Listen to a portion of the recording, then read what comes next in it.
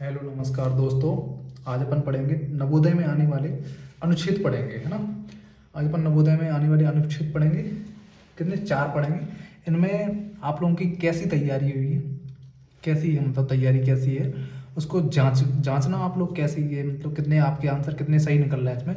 इसमें अपन 20 क्वेश्चन करेंगे तो आप लोग भी काउंट करना है इसमें, ठीक है ना, कितने आंसर आपके सही निकल रहे हैं। और जो भी दोस्त चैनल पे नया हो वो चैनल को सब्सक्राइब जरूर कर लेना यार, है ना। चलो तो इसी के साथ अपना स्टार्ट करते हैं इसको। पहला क्वेश्चन नहीं, मतलब पहला अनुच्छेद पढ़ेंगे अपन सबसे पहले, इसके बाद इसके क्वेश्चन आंसर लगाएंगे, ठीक है। तो देखो, अनुच्छेद है पहला, भारतवर्ष ने यूनानियों से भी बहुत कुछ सीखा है। मतलब यूनानी लोगों से बहुत कुछ सीखा है भारतवर्ष ने। यूनानी मूर्तियां गढ़ने के लिए प्रसिद्ध थे। क्या गढ़ने के लिए प्रसिद्ध थे? मूर्तियां गढ़ने के लिए, ठीक है ना। बौद्ध भी अच्छे मूर्तिकार थे। जिस शैली, मतलब बौद्ध भी अच्छे मूर्तिकार थे, ये भी बात ध्यान रखना, ठीक है ना। यूनानी तो थे ही, इसके अलावा बौद्ध भी थे बहुत अच्छे मूर्तिकार। जिस शैली जिस शैली यानी तरीके से, शैली माने क्या होता है? तरीका। तरीके से यूनानी मूर्तियां बनाते थे, उसी शैली में वे भी मूर्तियां बनाते थे। मतलब जिस शैली में यूनानी बनाते थे मूर्तियां, उसी शैली में बौद्ध भी यूनानी मतलब मूर्तियां बनाते थे। दोनों की शैली एक जैसी ही थी कुल मिला के, ठीक है। मूर्तियां बनाने की इस शैली को गंधार शैली कहते थे। क्या? कौन सी शैली? गंधार शैली कहते थे इसको, ठीक है। गंधार उस स्थान का नाम है जहां ये यूनानी राजा राज करते थे। गांधार किसका नाम है? जहां ये यूनान के जो राजा थे ना, वो जहां पर राज करते थे उसे यूनान कहते हैं, ठीक है ना। जहां ये यूनानी राजा राज करते थे। आजकल इसे कंदहार कंधार कहते हैं। कंधार जो अफगानिस्तान में है। गांधार शैली में महात्मा बुद्ध की अनेक मूर्तियां मिलती हैं, ठीक है। तो एक बात ध्यान रखना, इससे हमें कुछ सीखने को भी मिलता है। दूसरी बात, हमें क्वेश्चन आंसर भी करने पड़ते हैं इसके, है ना। तो दोनों बातें हो सकती हैं, ठीक है ना। चलो आगे अपने पहला क्वेश्चन करते हैं इसका। पहला क्वेश्चन है, देखो पहला क्वेश्चन क्या है, वो पढ़ो अच्छे से।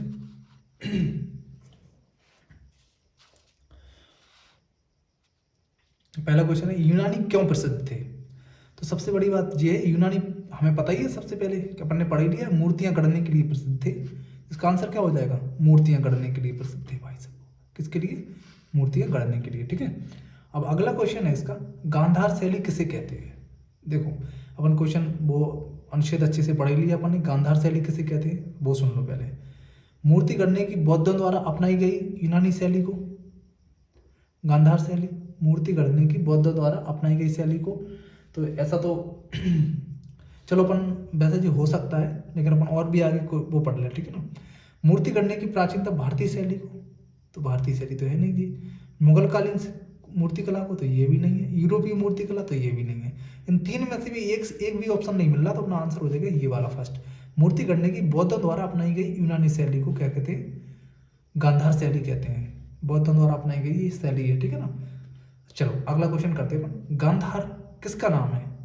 गांधार देखो, एक राजा का नाम तो है नहीं गांधार, एक ऐतिहासिक कलाकार का भी नाम नहीं है। उस स्थान का नाम जहां यूनानी राजा राज करते थे। बिल्कुल सही है आंसर, अपन ने पढ़ भी लिया है इसको, है ना। इसका आंसर हो जाएगा ये, उस स्थान का नाम जहां यूनानी राजा राज करते थे, ठीक है।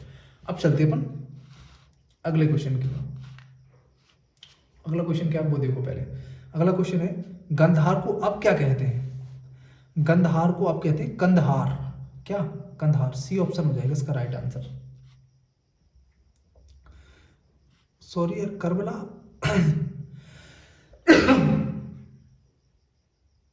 इसको क्या कहते हैं? कंदहार कहते हैं, है ना। देखो अपन इसको देखो ऐसे ऐसे पढ़ लेंगे, थोड़ा समझना इसको, और इससे पता चलेगा अपन क्या कहते हैं। ये यूनानी राजा राज करते थे। आजकल इसे कंदहार कहते हैं। आजकल क्या कहते हैं इसको? कंदहार, ना कि करबला। ध्यान रखना, इसका आंसर सी होगा, ठीक है ना। इसको क्या कहेंगे? ये कंदहार कहते हैं, ठीक है? अगले क्वेश्चन पे चलते हैं अपन। चलो अगला क्वेश्चन है, देखो अगला क्वेश्चन है, गांधार शैली में किनकी अनेक मूर्तियां मिलती हैं? देखो महात्मा बुद्ध की, बिल्कुल सही है, महात्मा बुद्ध की मिलती हैं, ना अकबर की, ना ईसा मसीह की, ना मोहम्मद साहब की, है ना। चलो अब आप लोग चेक करना 5 में से कितने सही निकले। अपन अगला अनुच्छेद पढ़ रहे हैं अब, ठीक है ना। अगला अनुच्छेद क्या है वो भी पढ़े। देखो ध्यान से सुनना इसको, क्या है थोड़ा देखो ध्यान से। कहा जाता है कि मनुष्य युग युग के अनुसार बदलता है। क्या कहा जाता है कि जो मनुष्य है वो युग मतलब समय के अनुसार बदल जाता है, किंतु कुछ ऐसे भी मनुष्य होते हैं जो युग को बदल देते हैं। हाँ यार कितनी अच्छी बात है ये, थोड़ा समझ लो इसको। मतलब ये कह रहा है कि कुछ मनुष्य तो युग के अनुसार बदल जाते हैं, किंतु कुछ ऐसे भी मनुष्य हैं जो युग ही को बदलते हैं, मतलब समय को ही बदल देते हैं। कुछ ऐसे भी हैं आजकल, है ना। अब आगे चलते अपन, आगे देखो। महात्मा गांधी ऐसे ही महान पुरुष थे। वाह, ऐसे ही महान पुरुष कौन थे? महात्मा गांधी। उन्होंने विश्व के समक्ष यह सिद्ध कर दिया कि अस्त्र शस्त्र की अपनी सीमाएं हैं। उन्हें क्या सिद्ध कर दिया? कि अस्त्र और शस्त्र की अपनी सीमाएं होती हैं और सत्य अहिंसा में उनसे कहीं अधिक शक्ति है। मतलब वो कह रहे हैं शस्त्र अस्त्र की तो सीमाएं होती हैं, लेकिन जो सत्य और अहिंसा है वो बहुत भयंकर बड़ी शक्ति है, मतलब कहीं अधिक शक्ति है उनमें। किसमें? अहिंसा और सत्य में, ठीक है।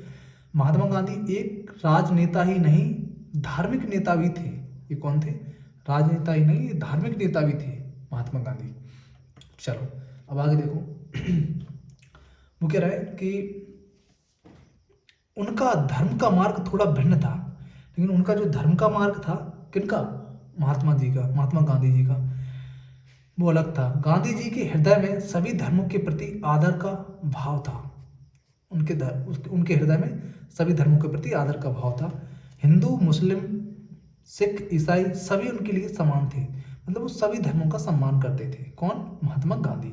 वे आजीवन इसी मार्ग पर चलते रहे और वो हमेशा इसी मार्ग पर चलते रहे, मतलब सबको समान आदर देते रहे, है ना, और अहिंसा के मार्ग पर चलते रहे। यह कैसी विडंबना है कि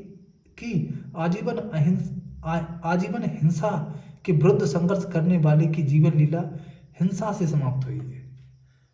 आज ये बात समझ पाए आप लोग?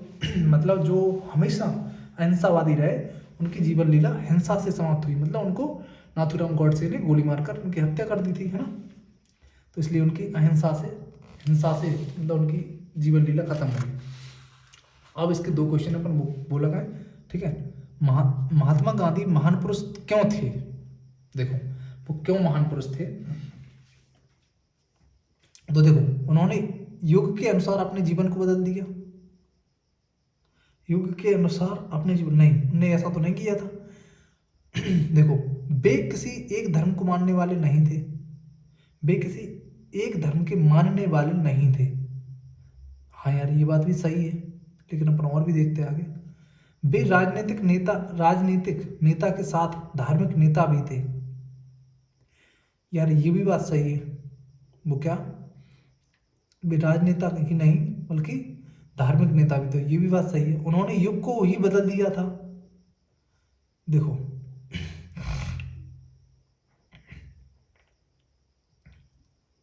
इसमें देखो ये भी मैच कर रहा, बिल्कुल सही, ये भी बिल्कुल सही मैच कर रहा है।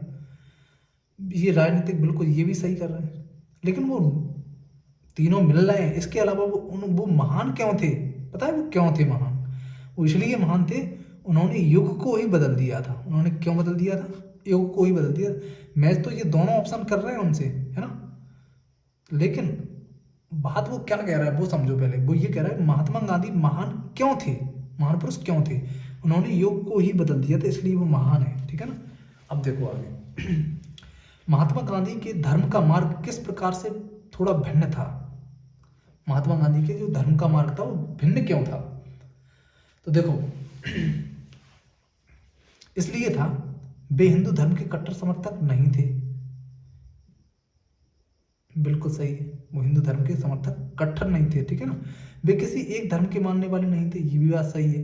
वे धार्मिक नेता के साथ राजनीतिक नेता भी थे, तो यार ये भी बात सही है। लेकिन बात वो ये कह रहा है कि महात्मा गांधी के धर्म का मार्ग किस प्रकार थोड़ा भिन्न था।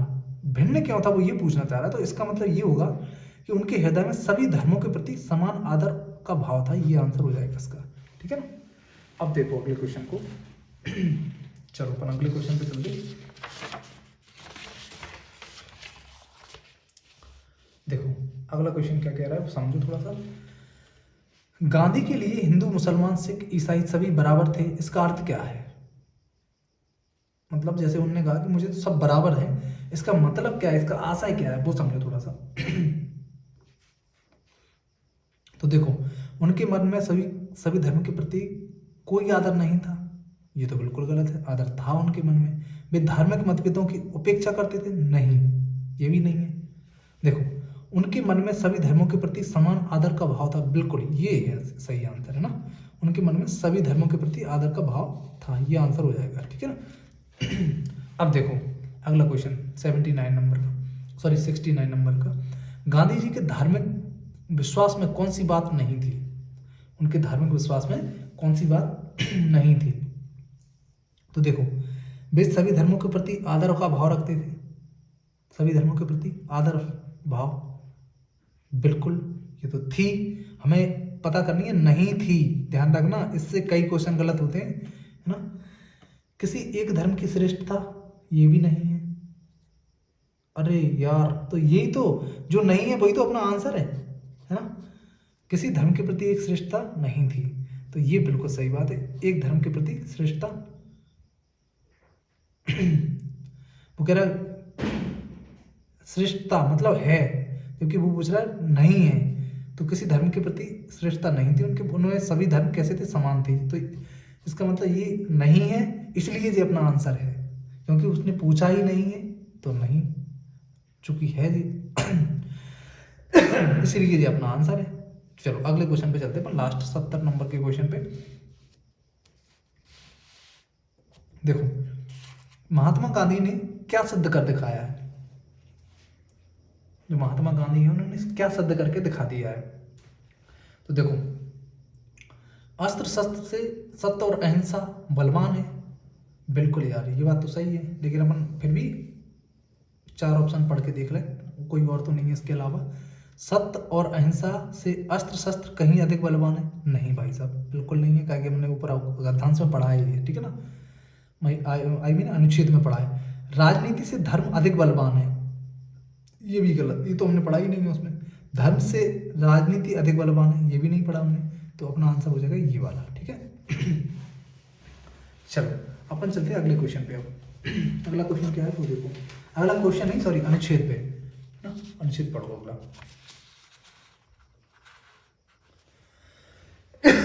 देखो, अनुच्छेद नंबर 3 है, सिंड्रेला भागकर बगीचे में गई।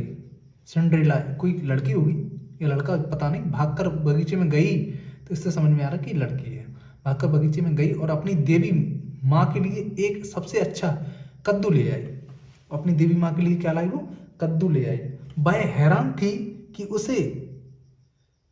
इससे उसे बॉल में जाने की मदद कैसे मिलेगी। अब देखो वो क्या कह रही है, वो ये सोच रही थी कि उसे बाल में जाने की मदद कैसे मिलेगी। अब पता नहीं कौन सी बाल की बात कर रही है, अपन इसको आगे पढ़े तो पता चलेगा। दोबारा यहीं से समझ लो, सिंड्रेला भागकर बगीचे में गई और अपनी देवी माँ के लिए एक सबसे अच्छा कद्दू लेकर आई। वह हैरान थी कि इससे वह बॉल में जाने की मदद कैसे मिलेगी, इससे उसे बॉल में जाने की मदद कैसे मिलेगी। देवी माँ ने कद्दू का भीतरी भाग खरोंच कर निकाल दिया और उसे अब केवल उसका छिलका ही बच गया। और जो देवी माँ थी उसने क्या किया, कद्दू के अंदर का खरोंच के निकाल दिया और ऊपर क्या बचा, उसके छिलका बचा केवल, ठीक है। उसके बाद उसने उसे अपनी जादू की छड़ी से छुआ। किसको छुआ वो देखो, तो कद्दू सोने का चमकता रथ बन गया। उसने सबसे पहले क्या किया, उस देवी माँ ने उसको खरोंच दिया अंदर से, खरोंचने के बाद उसका छिलका बचा। अब उसके बाद उसने अपनी छड़ी निकाली, जादू की छड़ी देवी माँ ने, ठीक है ना, और उसे टच किया, छुआ मतलब, तो कद्दू सोने का चमकता रथ बन गया। क्या बन गया? रथ बन गया, ठीक है ना। अब देखो वो क्या कह रहा है अब देखो ध्यान से, इसके बाद उसने चूहेदानी में देखा जहां 6 जिंदा चूहे थे। ज्यों ही उसने उन चूहों को जादू की छड़ी से छुआ, वे 6 सुंदर घोड़े में बदल गए। वाह! उसने क्या किया, पहले उसने कद्दू को छुआ तो वो काय में बदल गए, सोने के रथ में। फिर जो चूहे थे उनको छुआ तो वो काय में बदल गए, घोड़ों में, सुंदर घोड़ों में। इस बहुत ही सुंदर भूरे चितकबरे घोड़ों को एक एक रथ तैयार हो गया। और इससे क्या तैयार हो गया? एक रथ तैयार हो गया। ठीक है, अब देखो इससे अपन क्वेश्चन पढ़ेंगे। क्या क्वेश्चन है? देखो ध्यान से, क्वेश्चन है सिंड्रेला बॉल में जाना चाहती थी, इसका अर्थ क्या है? वह सिंड्रेला बॉल में क्यों जाना चाहती थी, इसका अर्थ क्या है वो समझो। देखो इसका अर्थ है बाजार जाकर बॉल खरीदना चाहती थी। यार ऐसा तो कुछ है ही नहीं। ठीक है, चूहे दूसरे को चढ़ाकर मस्ती करना चाहती थी। ऐसा भी नहीं है। नाच पार्टी में जाना चाहती थी। ऐसा भी नहीं है यार, है ना। ऐसा तो कुछ है ही नहीं इसमें। लेकिन अपन फिर भी देखते हैं। उस बाल को उठाना चाहती थी जिससे कुछ शैतान बच्चों ने बगीचे में फेंक दिया था। तो यार ये भी नहीं है इसमें। अब सोचो थोड़ा सा, देखो इसका आंसर हो क्या सकता है? इसका आंसर क्या हो सकता है वो देखो। ऐसा तो अपन ने कुछ भी नहीं पढ़ा, मतलब बाजार जाकर बॉल खरीदना चाहती थी, तो बिल्कुल ऐसा भी नहीं है उसमें। कहीं हो तो बता दो आप, कहीं से कहीं तक नहीं है।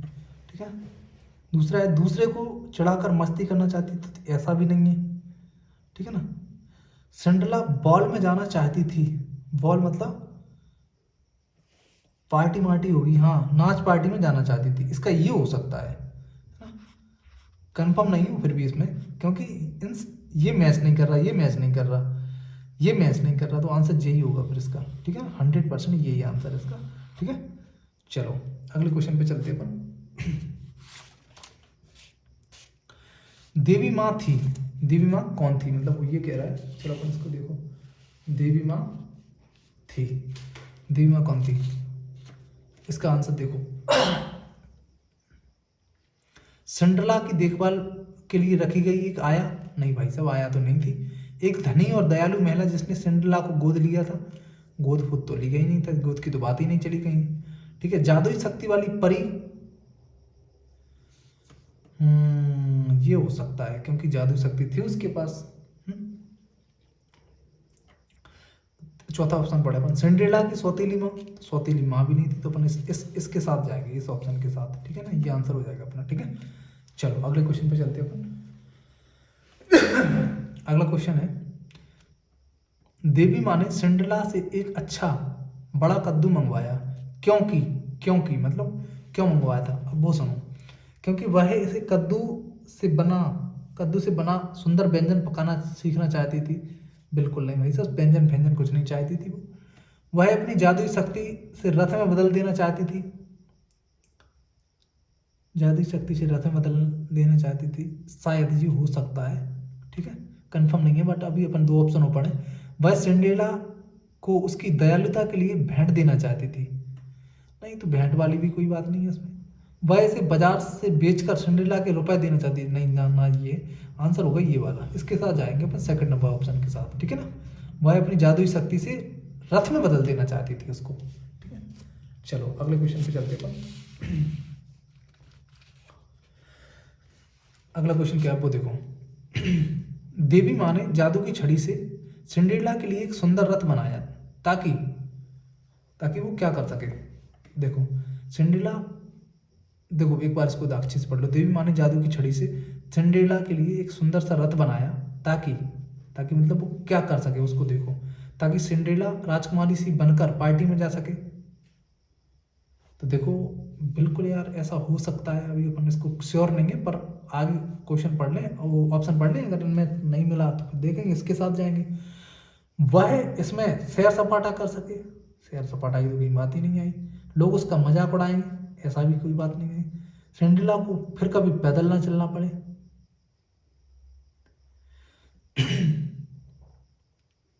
देखो इसके इसका आंसर शायद ये हो सकता है, पैदल ना चलना पड़े। इसका क्या मतलब है यार, पैदल तो चलेगी। ये हो सकता है इसका आंसर पहला ऑप्शन, क्योंकि वो राजकुमारी सी बनकर पार्टी में जा सके, इसके लिए हो सकता है।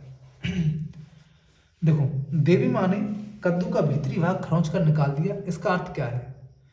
देवी माँ ने कद्दू का भीतरी भाग खरोंच कर निकाल दिया, इसका अर्थ क्या है। उसने कद्दू का छिलका उतार दिया। छिलका क्यों उतारेगी भाई वो, है ना, ये तो है ही नहीं। कद्दू के छोटे छोटे टुकड़े कर दिए, ये भी नहीं है। कद्दू को पका लिया, ये भी नहीं है। कद्दू का गूदा निकाल दिया और बाहरी वैसा की वैसा बना दिया, ये हो सकता है। इसका हो सकता क्या है, श्योर आंसर इसका यही है, ठीक है ना। अपन चलते हैं अगले क्वेश्चन की, अगले गद्यांश की, ठीक है। और आज के ये है आज का लास्ट। इसको देखो, चौथा अनुच्छेद है, देखो ध्यान से देखना। सांप रेंगने वाले कहे जाने वाले प्राणियों की श्रेणी में आते हैं। बिल्कुल बिल्कुल ये बात सही है, रेंगने वाले श्रेणियों में आते हैं सांप। इस समूह में मगरमच्छ, छिपकली और कछुआ को भी शामिल किया जाता है। मगरमच्छ, छिपकली और कछुआ, इनको भी शामिल किया जाता है। दूसरा क्या है, सांप वन, देखो रेंगने वाले में कौन कौन आते हैं, मगरमच्छ भी आते हैं, छिपकली भी आते हैं और कछुआ भी।